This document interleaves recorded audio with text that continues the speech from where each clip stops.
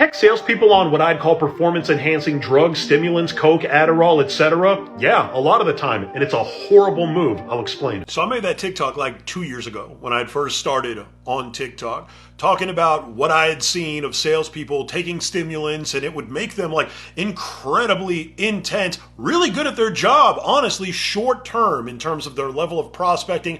I couldn't believe it, like how well they were able to approach the day and how intense they were, and then what it led to, which is them eventually crashing and burning, starting to ask people to borrow money instead of them just taking those stimulants during work hours, starting to taking them outside of work hours. And you can look at the comments on here. People joking about the fact that like, oh, I use them. Obviously, this dude doesn't have a clue. Like all sorts of like jokey shit. Like it's a game and I get it, man, whatever. You joke around. And when I made that TikTok, I was referencing like 2 or 3 people that I had known in tech sales that were doing this to have success, and the story of kind of what happened to them.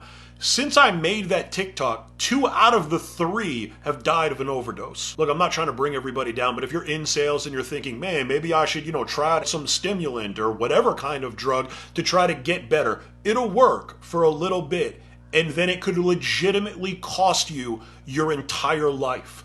I've seen people that I consider legitimate friends of mine die incredibly young and leave their children without a father because they were fucking around with stimulants.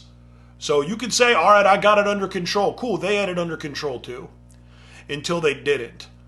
So think twice before doing this shit. It is a short-term solution that leads to long-term heartbreak.